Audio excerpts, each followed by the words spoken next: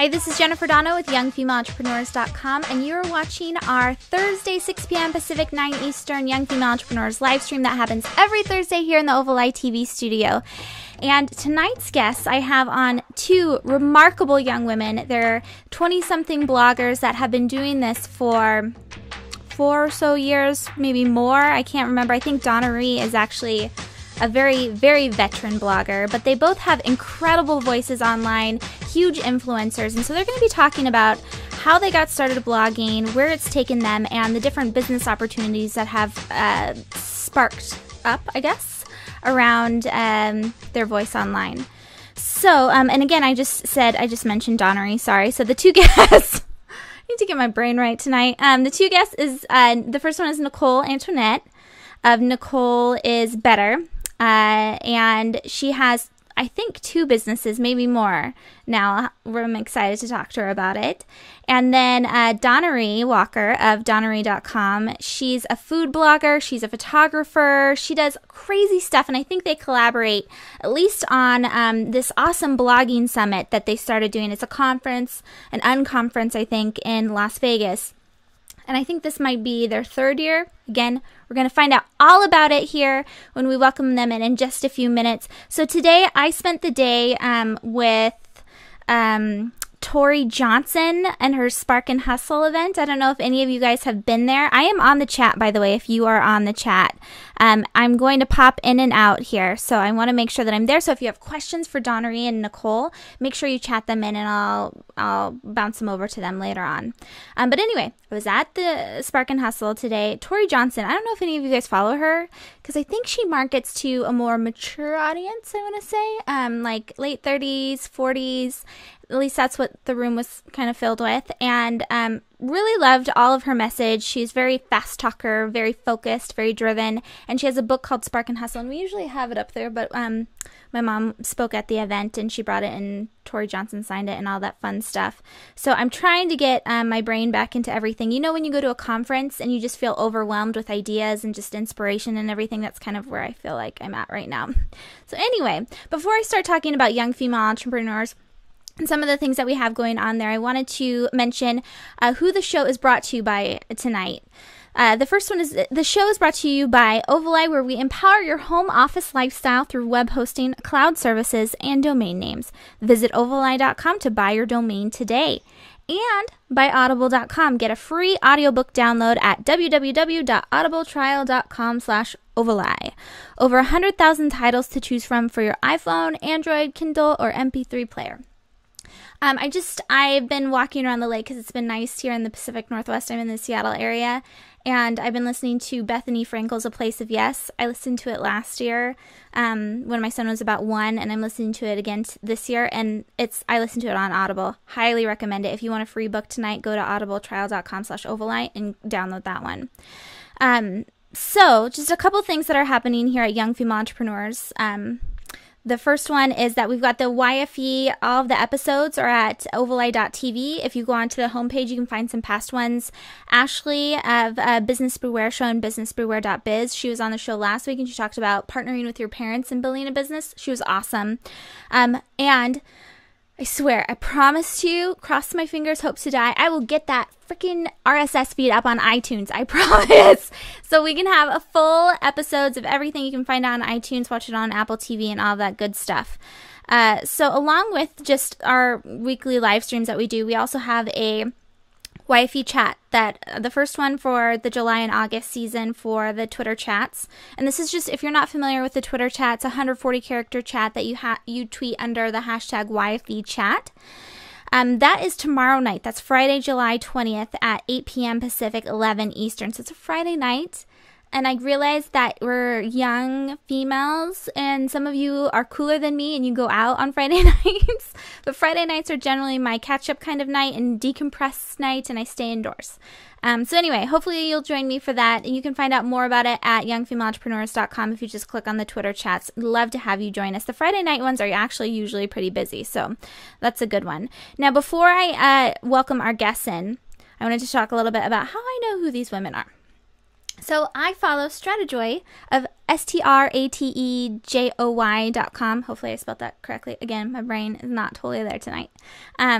But Molly Mahar, she used to be up in the Seattle area, and I went to one of her in-person workshops, and I've been following her blog for some time. She focuses on quarter-life crisis type women. So women that are like, oh my gosh, what am I doing with my life? And I'm 30, and why haven't I achieved this success? Which, if I look at my group of friends, everyone is going through that right now. So she's got this really cool essay contest, and it's basically you write about what you would put a TED Talk on for.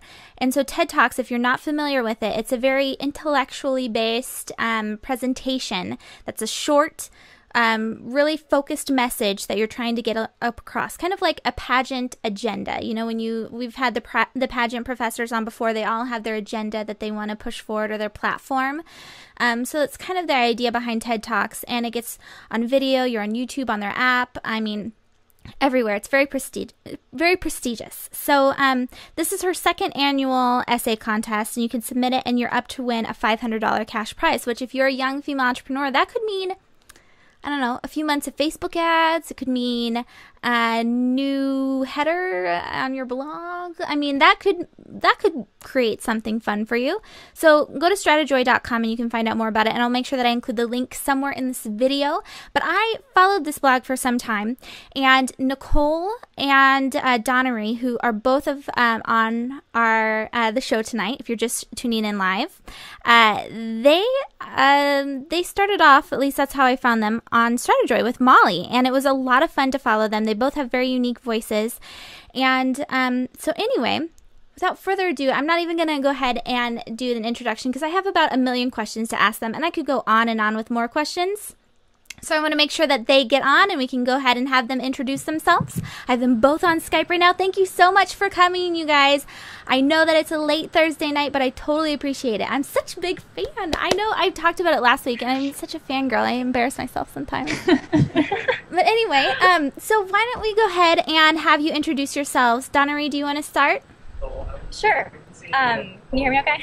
Mm-hmm. Yeah, perfect. Okay. I'm Doniree. I blog at Doniree.com and nomadicfoodie.com, which is the travel and food portion of my blogging. I also just recently incorporated a social media consulting business that came as the result of 2.5 years of freelancing social media consulting and my 2 blogs. And right now I'm based in Portland, Oregon, although I'm physically not there right now.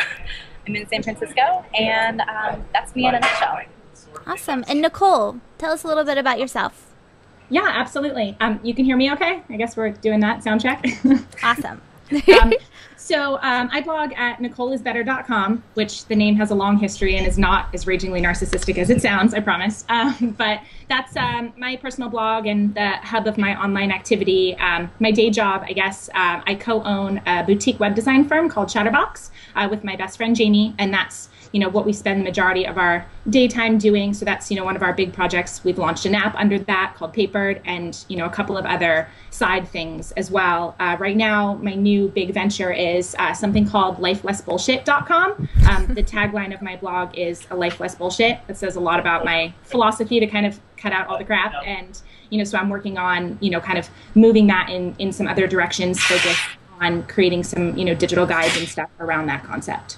Awesome. So if you're just tuning in now to the live feed, I am on the chat. So if you have questions for them, I have a few that I want to get in, and then I'll make sure that I open it up to you guys and I'll ping them over to them. Now, if you're not familiar with these two, again, they're 20-something bloggers that have a very unique voice online, and they have a huge following, ginormous. Their blogs are very well known amongst our age group, amongst our kind of lifestyle, and so definitely check them out if you don't know them yet. So to get started, you guys, let's go ahead and ask a couple fun questions first. You're both veteran bloggers that have parlayed your big voices into businesses, so let's hear how you both got into it, into blogging really in the first place. Doniree, Sure. Do you want to start? Go ahead. Sure. I started blogging in 2004 as sort of just a way to have an outlet for some writing.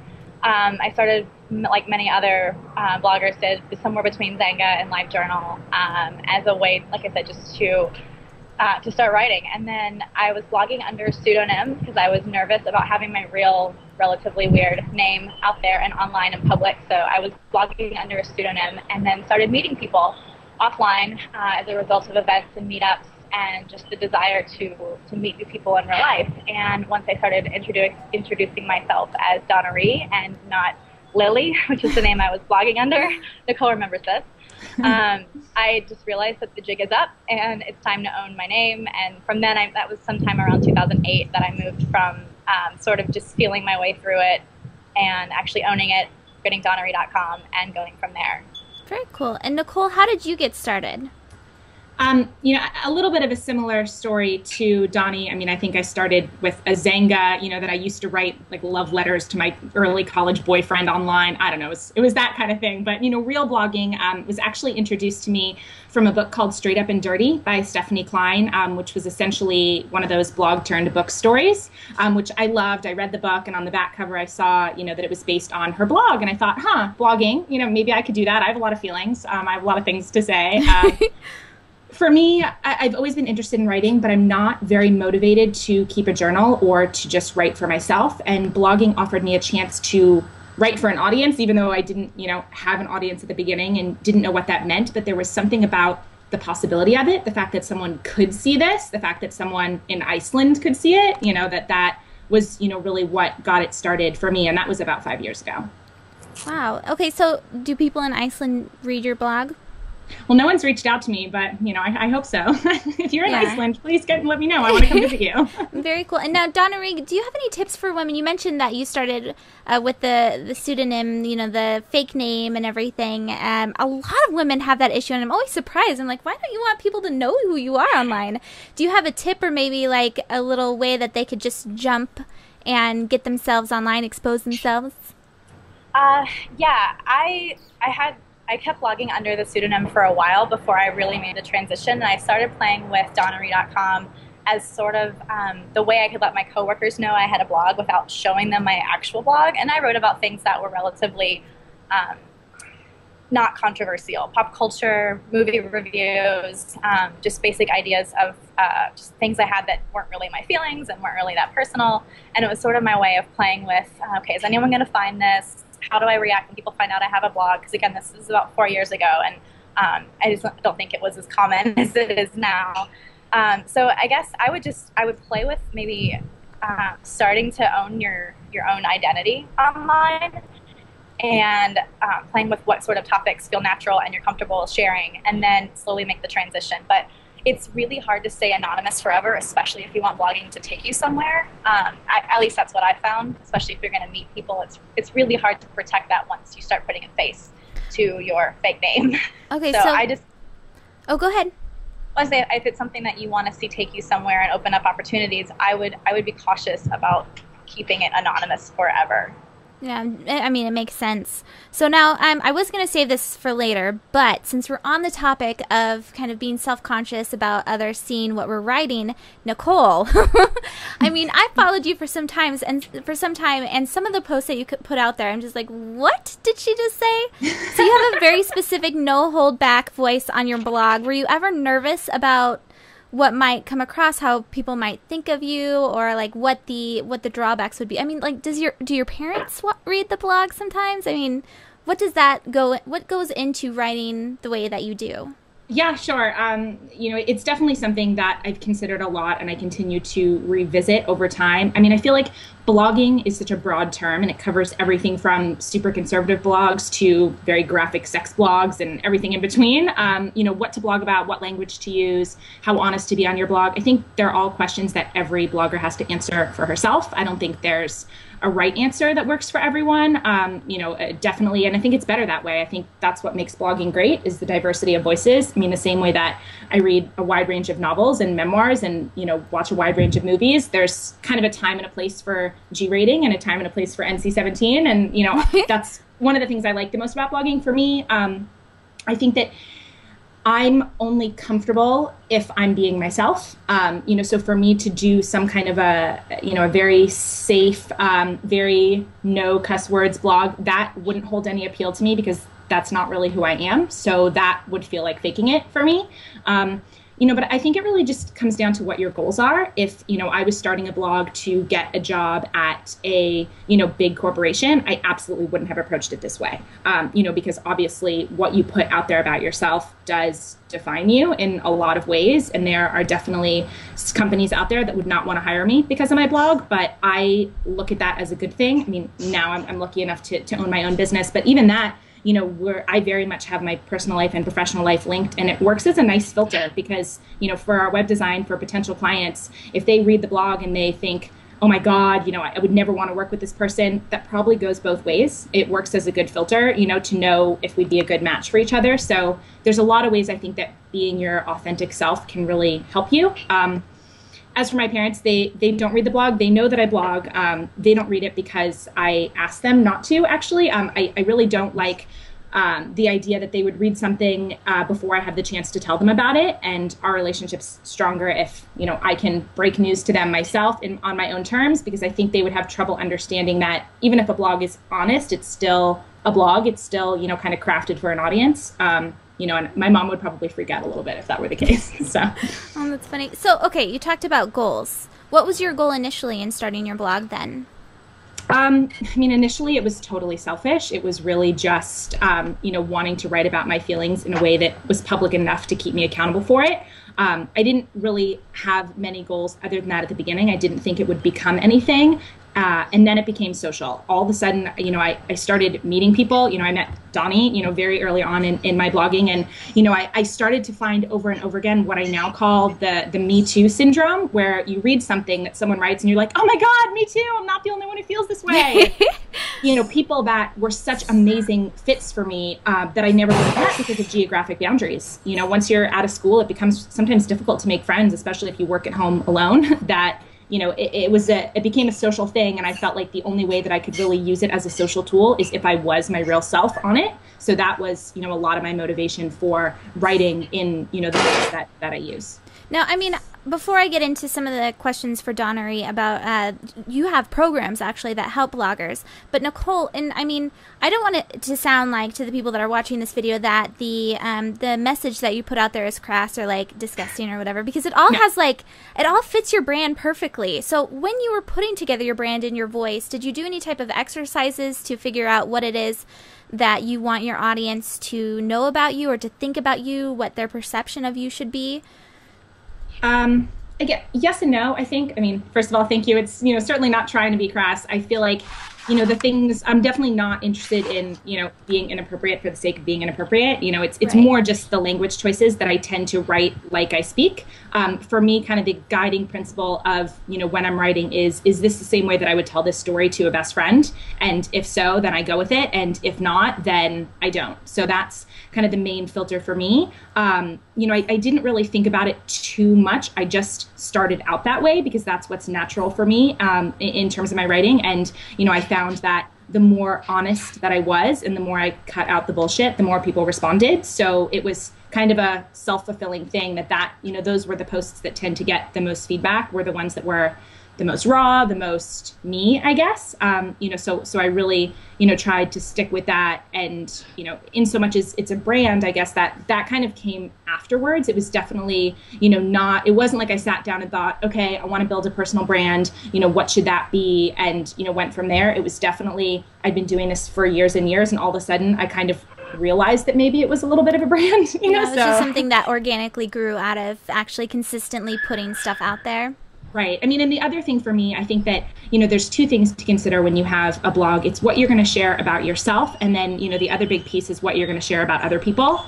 I'm very comfortable being honest about my thoughts, my feelings, my insecurities, times when I'm a hot mess crying on the floor. But I'm very careful not to share too much of anyone else's story because it's not my story to tell. So that's, where I've tended to put the brakes on a little bit is, not writing about other people. If there's other people that are mentioned in my blog in any kind of serious way or more than just, a passing sentence, they've read it before I've published it because, that's how I feel comfortable, addressing that. No, I think that's fantastic, and we're going to come back to that in just a little bit. But before we do, I want to ask Doniree, you have a program called 52 Weeks of blogging prompts, and you actually have some blogging resources out there because you've been doing this for some time now. So what are they? Specifically, what's the 52 weeks of blogging prompts, and who was it made for?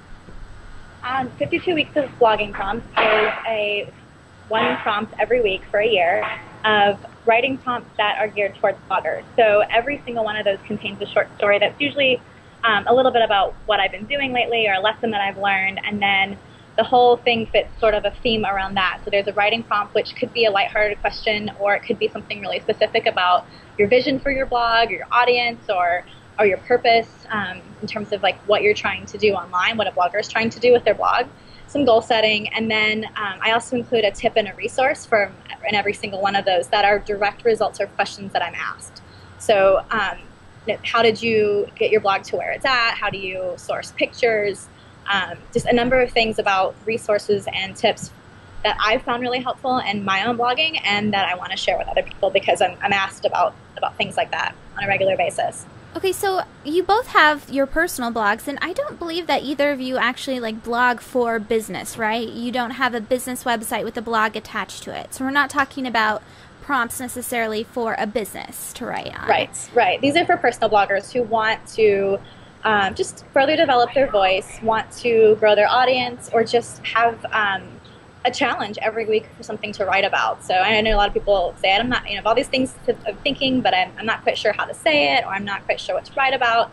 And it's just a way to jog some thoughts around things that could be as lighthearted as travel goals, or could be a lot more specific about their blog in terms of where they want to see it going. Okay, so let me ask you both this. So as a young female entrepreneur that's watching this video, would you think that it would be more productive for them to create a blog for their business? So they're a blog that anyone could really write within their company, whether it's an employee or it's themselves, or would it be more productive for them to create and cultivate that personal brand with their own personal voice and like what's happening on their life? What would you recommend?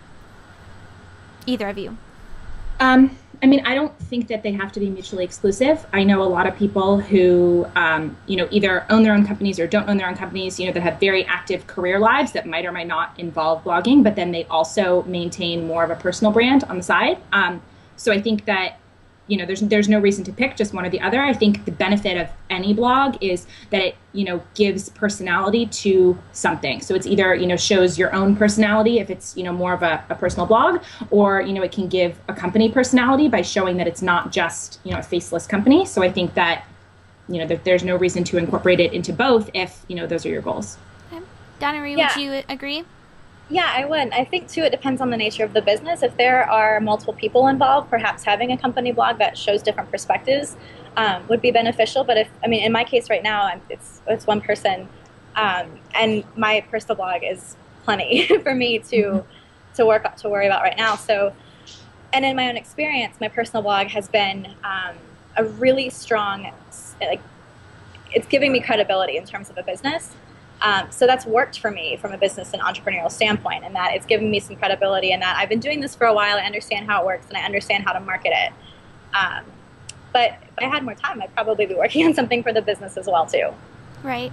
Okay, so you've both been blogging for some time. At what point did you say, I'm going to do more than just blog? I'm going to start my own business? For me, I had two sort of main jobs before I launched into freelancing and blogging and this consulting. I worked in an HR department for a large national retailer for about a year, and I worked for a national advertising agency for a couple of years. And in both jobs, I found myself sort of having been promised that new ideas are expected and are encouraged, and they want people to make suggestions for how to grow the company or how to make their position a better fit for them within the company. I tried doing this a couple of times and made suggestions and wanting to implement certain things within the groups I was working with, and just kept being told, oh, we don't do it like that here. It's not like that. That sounds great and all, but too much red tape. So eventually I got frustrated, and I wanted to take what I had learned and do it myself. And so I left my full-time job at that point to really try to make it as a blogger and writer and consultant. And 2.5 years later, I feel like I've got some momentum. But for me, it came as a result of just being frustrated with not being able to go where I wanted to go. Nice. And Nicole? before I was doing everything that I was doing now, I ran a children's day camp for 5 years. So, the majority of, the beginning of my blog life, I was, the director of this camp. And I actually almost got fired for my blog the last summer, which is a whole story in and of itself. But in kind of the final decisive meeting that, came down over this issue, I found myself standing up and saying, if it comes down to, I have to either, take down this blog, or I can't work here anymore. If it's really an ultimatum, then you guys better find someone else, for Monday. And I heard myself say that, and I was like, what are you doing? What do you mean your tiny personal blog that makes you no money is more important than your entire job? And, is your blog going to pay your bills? And, so that was kind of the moment that I was like, okay, I'm going to make some choices, some life choices now that are never going to prevent me from blogging again, or that this isn't going to be an issue. I wound up quitting that job, spending 3 months backpacking around the country, staying with people who read my blog, which was awesome. That was a very cool opportunity. And then, through a very strange and wonderful series of events, I met Jamie, my now business partner, and Chatterbox was her business. Before, she had started it, 6 to 8 months before she and I met. And then, we wound up joining forces to work together, and all of kind of the subsequent ventures have, been partnership stuff between the two of us. So I was lucky, I guess, that, I fell into this kind of stuff naturally, through the process of saying no to the things that, were non-negotiable to me. And, I found that was a good way to make decisions. I like that, saying no to the non-negotiables, and understanding what the non-negotiables are in the first place is a big one for young women in general. Yeah. So now you've both come together. Nicole, I believe you started Bloggers in Sin City, right? Yes. Why? I mean, what was the whole idea behind that? How did you come up with the idea? And then how did Doniree get into it? Sure. Bloggers in Sin City, it's essentially an unconference, which really just means that it's not a traditional conference with panels and speakers and, workshops and stuff. It's really just a social event that I created back in summer 2009. We just had our fourth year this year. Oh my gosh. Yeah, it's been great, but it was essentially the event that I wanted to go to that didn't exist. I felt as a personal blogger a little bit marginalized because there were events, like Blog Her that were aimed at this group, or tech events, or media events, food events. It were very kind of genre specific, but there wasn't anything out there for people who use their blogs like I do as a social tool. And I really wanted a way to kind of take those online relationships offline, because what I found, through friends like Donnie and a lot of others, that those online relationships turn into the best offline relationships, and they're my closest friends. And, I thought, okay, well, why don't we get together in Vegas and, see who wants to come and just spend the weekend and just do fun shit together and, take those relationships offline. And so it started just as that simple idea and, grew from there. And now it's this big, wonderful, amazing thing that I'm totally in love with. And, some of those people have become like family to me. And hold on a second. So you had this idea and it was something that was missing in the market. What actually made you go through with it? Because, I hear this all the time. Women say, wouldn't it be cool if we could go and do this? Wouldn't it be cool if I put this on? What prompted you to actually call a hotel and say, hey, I'm bringing 20 of my closest friends and we're going to meet you here in Las Vegas? What was that process like? It started on Twitter. I, tweeted something, March of 2009, basically, which bloggers want to come to Vegas with me? No, but seriously, who wants to come do this? And I thought it was going to be 5 or 6 of us, and it wound up being 26 of us. So at that point, then I thought, okay, there's enough interest here to make it happen, but it started very small. There was no registration fee. Everyone kind of covered their own costs. There weren't gift bags. There weren't any of the things that are in place now that it's, really an event. So it was one of those things that I feel like if you spend too much time thinking about something, which I definitely tend to do, instead of taking some kind of action, you get stuck in that brainstormy phase forever. Yeah. So for me, it was, this is a good idea. I want to do this. I have absolutely nothing to lose here. Why don't I just see what happens? And, it was great. Okay, so how did Doniree get into the whole mix? You want to talk about that, Donnie? Yeah, well, I've been to all 4 years. I was one of the 26 the first year that said, hey, this is a great idea. Let's go. And the second year, I just told Nicole I'd help her out with some things. So I helped just think through some of the ideas and make some of the plans. And she completely ran with everything and made all the arrangements that we needed. And then from there, it grew into the third year where we realized that there was an opportunity for sponsorships and for gift bags. And so I started helping connect people who might be interested in putting together gift bag things for the attendees, helping to find those people and either make connections or start reaching out.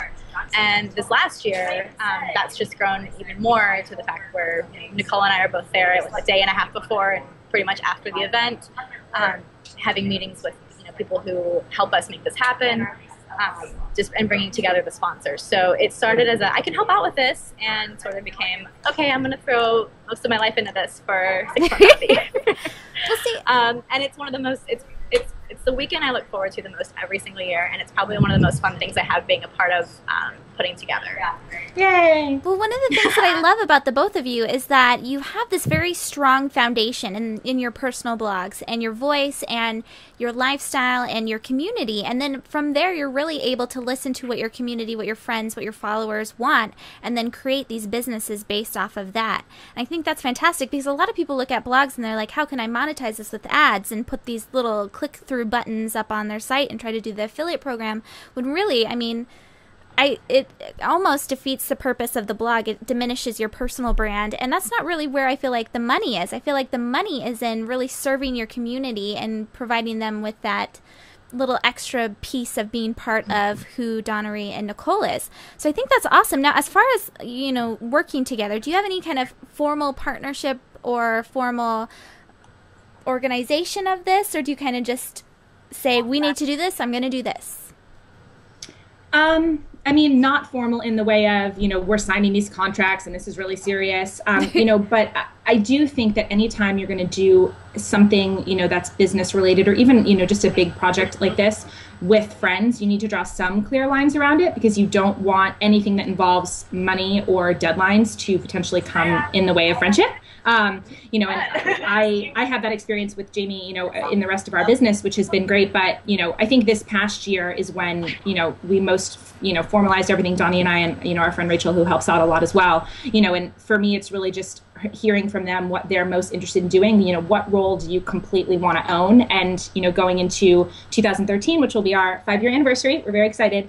Wow. Congratulations. Thank you. And my goal then in terms of putting together a team is, to still keep it really small and to let each person own the part of it that they're the most passionate about. And then for us to draw some lines around, okay, here are deadlines that we're all committing to, and then everyone's just responsible for getting their stuff done.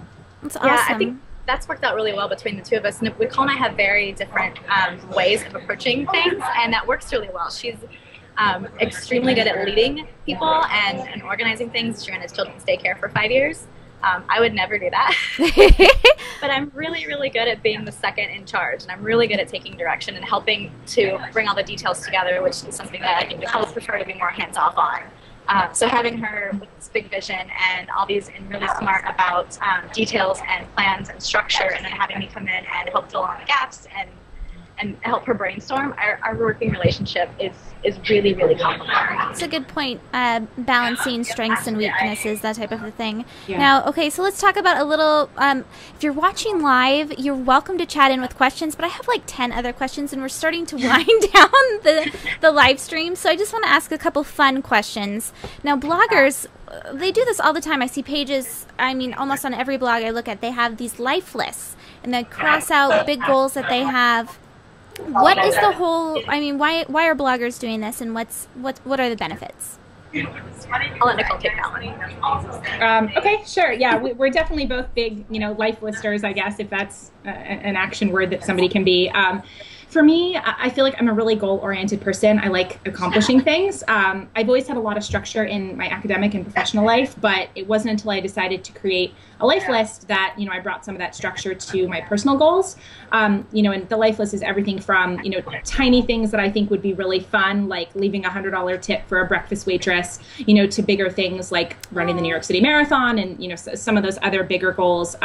So it's a good way to keep track of that. I've also, changed the list so many times. It looks really different than the first iteration, which is really cool for me to be like, I've changed a lot. And, it really is kind of this living document that represents kind of who I am at any given time. And, one of the most interesting things to me about having personal goals is not necessarily what you accomplish, but why you do or don't accomplish certain things. To be able to look at the list from 2 years ago and say, wow, I don't want to do that at all anymore. And, that kind of thing, I think it has been really good. Overall, it's not about how many things I check off on the list. It's really about, for me, trying to fill as much of my time as possible with, these things that I've chosen with intention matter to me, because that's kind of how I feel like I know that I'm living the life I want to live, instead of just, laying on the floor and watching stuff on Netflix and, eating a lot of chips. So it's nice. It's also a good social tool, for me to be able to look at Donnie's list and say, oh my God, we should do that one thing together, or, stuff like that. Yeah, I put mine online because Nicole encouraged me to, which is why I deferred to her for that question. I was just keeping a journal that was really messy in terms of the stuff that I was writing down, and she said, you should put this out there, put it online, get it together, get it organized, and I did. And one of the best things that I think has happened because of that is not only do you get clear about what you want and why you want it, but like she said, the opportunity to have other people help make those things happen just intense, multiplies. I've had so many people say, I can help you do this, or I want to help you do this, and just having it public and having it someplace where it's out there, I personally believe that's how you make things happen. So now, do you put any of your business goals out online, that type of a thing, or do you strictly leave it to like tipping a waitress and run the marathon, those kind of goals? I have launch a business on there, which I crossed off this month because I finally formally incorporated. And cool. Yeah, so that was a business-related goal. And I have things about publishing an ebook. I'd like to go through the self-publishing process just to learn it and also to do it. So I have that up there. But a lot of mine are travel-related or food-related, or more fun. But there are some business goals. Very cool. Nicole, how about you? No goals that are related to, Shadowbox or some of my more formal business stuff right now, just because it's not only my business. Because it's a partnership, we really tend to keep that kind of stuff separate, for the most part. I definitely have goals on there that could potentially have a monetization aspect to it. Bloggers and Sin Cities on there, one of the goals is to host 10 consecutive ones. So that obviously has some businessy elements, but, I tend to keep my personal goals and my business goals pretty separate. Very cool. Now, to end all of this, I want to ask just a fun, I don't know if it's fun or if it's fluffy. It's actually kind of a serious question. You both have boyfriends. What are their terms when it comes to blogging? Do they like it? Do they prefer that you not mention them? Do they say no photographs? Where do you draw the line on what you share? For me, I wasn't given any set of guidelines in terms of what to share and what not to share, but like Nicole said earlier about divulging other people's stories, I'm really cautious, whether it's about my boyfriend or about friends or anyone, that if it's not something I know they'd be okay with sharing, it's not something that I would share publicly. So I definitely talk about him, but anything that should be kept personal, I keep between us, and just I try to sort of proactively make those decisions before I'm given a set of guidelines of what not to do, what to do. And I post pictures sometimes, but not as often, not really often. Cool. And Nicole? When I first started my blog, I actually was in not such a great relationship, so I didn't really talk about it that much. And then I was single for, quite a long time. And one of the things that kept coming into my mind was that I would never want someone to not want to date me because of my blog. So, I have read, very funny dating blogs, people that just like tear up some of the people they go on dates with. And it's really entertaining. But I know if I were a potential suitor of that person, that would make me really uncomfortable. So that was, kind of where the line was for me, that I, went, especially when I was single and just dating, didn't want to share too much of that. Then, my boyfriend that I'm with now, we've been together for 2.5 years. At the beginning, when I started writing about him, he was fine with it, but he wanted a code name, and he chose James Bond. So now he's James Bond on my blog forever. He can't get away from that. And again, my policy is just, if I'm going to write about him, he will read it first and, make sure that he's fine with it. Now, I think the boundaries are a little bit looser because we've been together for such a long time. We live together. So he's more of kind of a regular feature in my life. So I think that gives me a little bit more, flexibility to, to share some more stuff because it's, a different relationship now. Very cool. Now, okay, there's probably 5 or 6 questions that I'm not going to be able to get to, but I want to ask you a question from Kat, who's on the live chat. Hello, Kat. How long did it take you to go from wanting to turn your blog into a business to turning it into turning a viable profit? So having the blog and then bringing it into where you're actually making money, not necessarily maybe even from your blog, but from your business? That's a good question.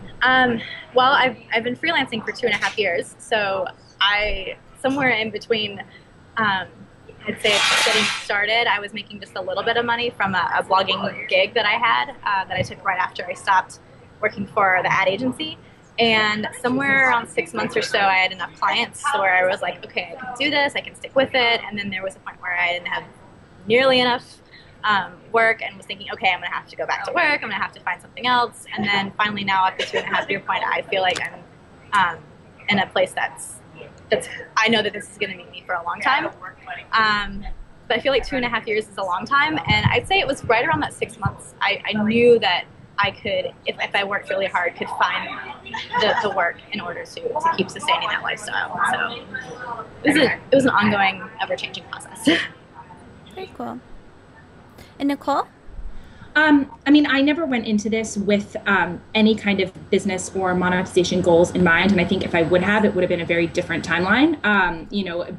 From kind of the web design perspective, since, obviously with Shadowbox, that's what we do. We have people that come to us that want to build sites that are going to essentially make them money right from the beginning, and that's a really different mentality. For me, like I said, it was just a social tool. It was just a personal tool, and then, even more than that, it still is. I don't make any direct income off my blog because I don't want to. I don't want to do so much sponsored stuff or anything like that. I do a couple of affiliate things, but that's really just services and products that I'm like, yes, I use this every single day. And there's a little bit of money to be made there, but there was no real timeline because that wasn't my goal, if that makes sense. No, it totally makes sense. Kat, hopefully that answered your question. So Nicole she blogged she interned with the Bloggess, and I followed the Bloggess like crazy when you were interning again with her. She has kind of a similar voice as you, very, I don't know, like I remember pain pills and whiskey or like alcohol and kids, and it was just a very entertaining blog. So there's a whole other set of questions that we could ask there, but I'm not going to go into that because I want to make sure that you guys can go, because I know Doniree, you're in San Francisco, and Doniree has a blog post that I posted onto our Facebook page that goes over, you were in Seattle, you got a free room and like a living room and all sorts of crazy stuff because you're a blogger. So I'll make sure that I include all the links where you can find out more about both of them. You're both fantastic resources for young female entrepreneurs. You really are. And so thank you so much for being on the show. I really appreciate it. So thank you. Just to close everything up, if you could give one tip to a young female entrepreneur that wants to build a business by utilizing a blog, they've been told, hey, this is what you need to do, get social, that kind of thing, what tip would it be? I would say that for me anyway, I've been asked what's the secret to your success and how have you gotten to where you are. It's the relationships. It's the people that I've met and the friendships that I've started, the people who have wanted to work together that have opened up the doors for all these opportunities. You mentioned that hotel room in Seattle. I've done a number of trips as media, as a blogger, that wouldn't have happened had I not met someone who suggested me for something like that. It was all about relationship building, and I don't necessarily mean networking. I mean really building relationships with people.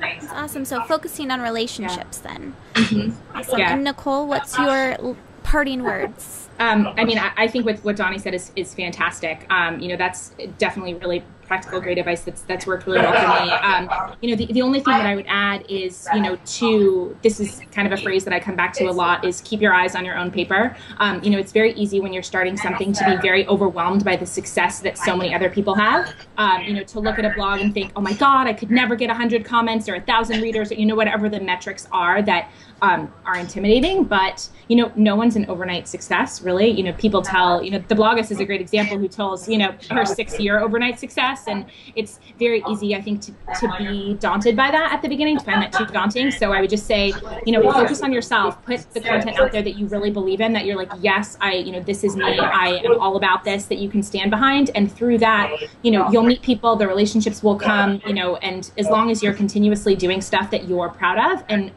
focusing on the question of how can I help people and how can I provide value, I think that, that's a really good basis to start from.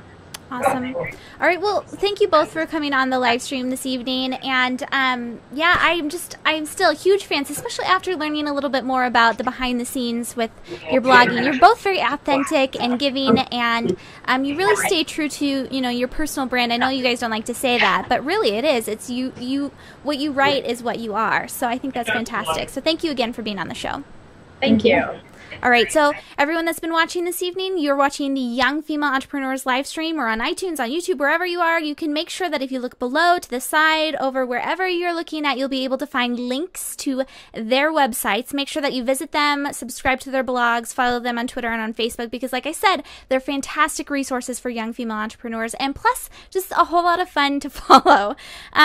So again, next Thursday, we'll be back here at 6 p.m. Pacific, 9 Eastern. If any of you are interested in appearing on the live stream, you're welcome to head over to ovaleye.tv and under the contact page, submit your information and we'll go ahead and take a peek at it.